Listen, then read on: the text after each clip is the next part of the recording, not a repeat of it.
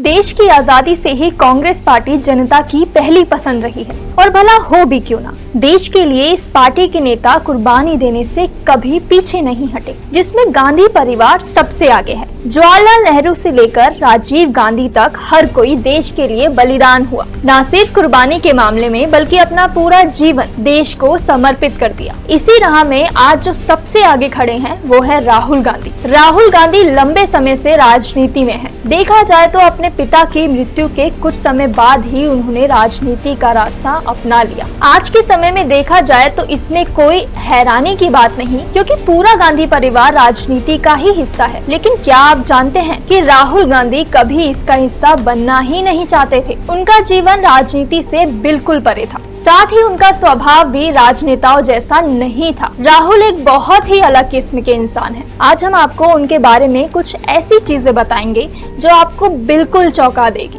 साथ ही उन पर लगा पप्पू का टैग भी आपको बेफिजूल का लगने लगेगा। तो चलिए शुरू करते हैं। दोस्तों, राजीव गांधी का निधन जिस समय हुआ उस समय राहुल गांधी 21 साल के थे और अपनी ग्रेजुएशन की पढ़ाई कर रहे थे। बचपन से राहुल गांधी को राजनीति से दूर रखने का गांधी परिवार का फैसला था। उनकी जगह हमेशा से प्रियंका वाड्रा यानी राहुल गांधी की बहन को राजनीति में भेजने का फैसला लिया गया था। बचपन में राहुल गांधी की पढ़ाई दिल्ली के मॉडर्न स्कूल में हुई, लेकिन बाद में सिक्योरिटी इश्यू के कारण राहुल गांधी को अपनी पढ़ाई घर से ही जारी रखनी पड़ी। राहुल ने अपनी ग्रेजुएशन हार्वर्ड और एमफिल कैम्ब्रिज यूनिवर्सिटी इंग्लैंड से की। इससे तो आप समझ ही चुके होंगे कि राहुल पढ़ाई में बहुत तेज थे। राहुल का इरादा अपनी पढ़ाई में ही करियर बनाने का था, इसलिए उन्होंने अपने प्रोफेशनल करियर की शुरुआत लंदन की मॉनिटर ग्रुप की कंपनी से की। लेकिन न सिर्फ पढ़ाई में बल्कि तैराकी, कराटे, फिटनेस, क्रिकेट, साथ ही Rahul certified dive master, scuba diving instructor और मार्शल आर्ट की एक कला अकीडो में भी ब्लैक बेल्ट थे।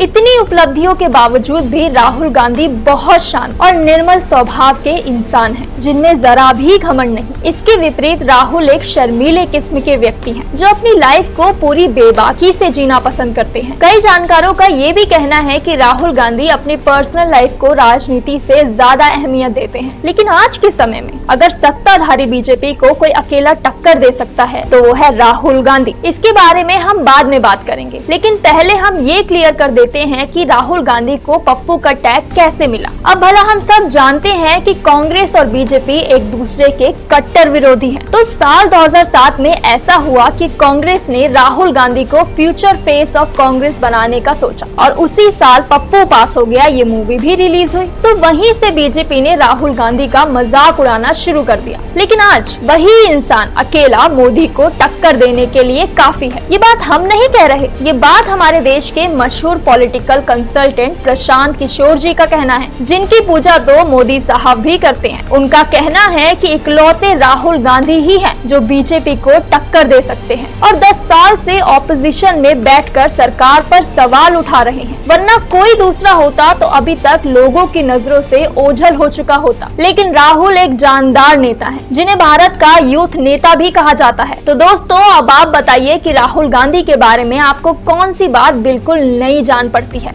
ऐसी ही मजेदार वीडियोस देखने के लिए हमारे साथ जुड़े रहें। धन्यवाद।